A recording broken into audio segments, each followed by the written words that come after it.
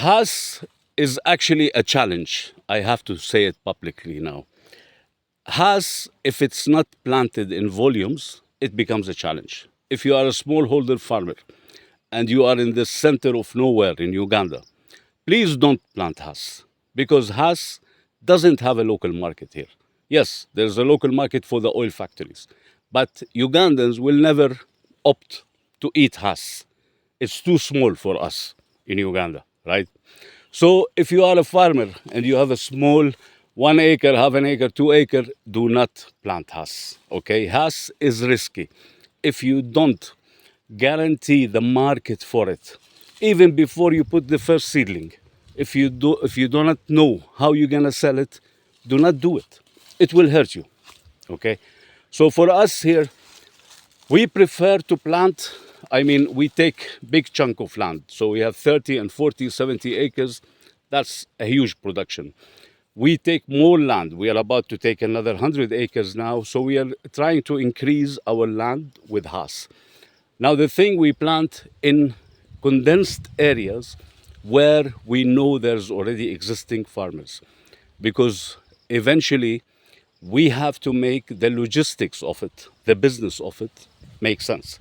So if I have a small farm anywhere in Uganda but alone, right, do not expect me as a buyer to come to you to buy from your 1 acre.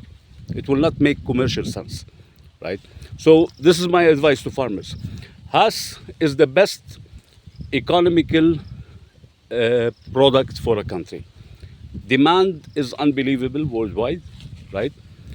Price is very good when it comes to high yield, okay? And in Uganda, we're non-stop.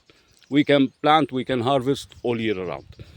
However, it's all about economy of scale. If you don't know that your farm, your land, doesn't have the economy of scale, how to scale it up, not only by volume, but also logistically, right? Do not do it. Seriously. Before you plant, before you're thinking about planting Hass randomly, Hass is a business, okay? It's not just a crop, it's not seasonal. Do not expect that you plant today, after 2, 3 months, you start making money out of it. You do not expect that you're gonna sell in the local market. Hass is a future crop, right? Hass is, it starts fruiting at 3 years average, while in Uganda it fruits at 2 actually. We've seen trees fruiting at 1.5 years even. That's how good the land is, okay? And it lives for 40 years. So this is not a small, short investor business to do. This is a long term. This is for your son and your grandson, right? So before you plant, please don't plant less than 5 acres. Number one, right? Don't plant away, even if you have heaven as a land, but alone, do not plant there, right? Just plant where you have good zones, where there are other farmers doing Hass. Because I said, as I said, when you have the good volumes, the harvest, right? I want to send my trucks to you, not only to you, because no matter how big you are, you're gonna give me maybe every season in the beginning 1 ton, 2 ton maximum, right? I need more and more. So for me to send my truck to Mitiana here, I have maybe 2 of my farms and I have around 10, 15 outgrowers. It makes sense, commercial sense, logistic sense, to send my truck to Mitiana, right? So my advice, before you think about anything, don't think as a farmer here. Think as a businessman. You are a businessman, actually. Your land is your company, right? You need to look at the cost benefits and the profits, the projections of it. Do the study first. If you see the sense, do Hass. If you don't see the sense, do onion. I tell you, do onion, do Irish. There's way bigger market in Uganda for those than for Hass. But Hass is longer. Any tree, like coffee, like mango, like old tree. Yes, you plant it as a seedling, grafted seedling. Okay, you cannot plant a Hass seed, right? So we graft it over the local seed, and then once it's about a year and a half, we just take it from the nursery and plant it. So as you see, all our trees, they have circles around them. So we just keep a space for the roots not to be disturbed by all the bushes, any other crop you want to do in between. So that's how you plant it. You take care of it. Hass needs a lot of water, by the way. So if you don't have water again, do not plant hass, right? You will hurt yourself. So water is essential. Proximity to exporters or to center is also essential, right? Then inputs of fertilizers and pesticides, as much as you can, try to do bio fertilizers, bio pesticides. Don't go for the chemicals because they will not be approved. You will not be able to export them again, right? You can do everything, by the way, in your farm. Do not rely on buying things from the market. You are a farmer.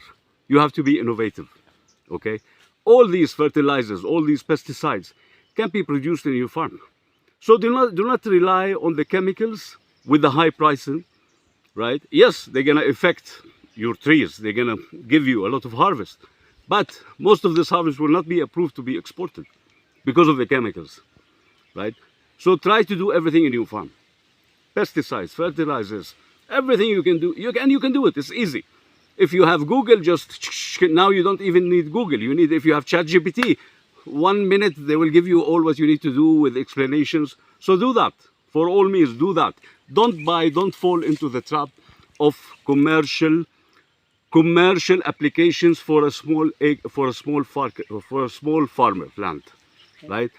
Those chemicals are made for commercial lands, for 200, 300 acres of land. You are a 1 acre, you are a half an acre, you are a 2 acre. Do it yourself. Simple. Export quality. The export quality. We buy from 2,000 up to 3,000 per kilo, right? 2 to 3,000. And it's based because, again, Hass is size based. They're small, they're sizes. So Hass is sold from size 12 up to size 32. Size 12, 3,000.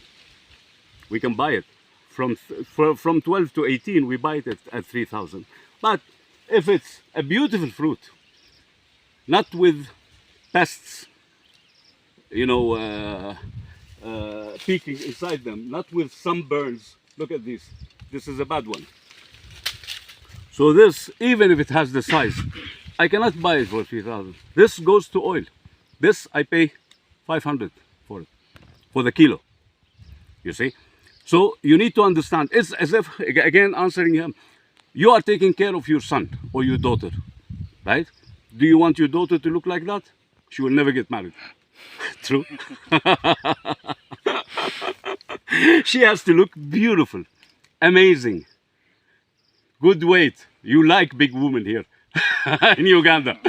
Big weight, all. That's how you pay 100 cows, 200 cows. But if she looks like that, who wants to marry her? It's as simple as that. For all your fruits, for all our fruits, not only for us, for mango, for coffee, for everything. Look at them as your kids. The more you take care of them, the more they will bring you.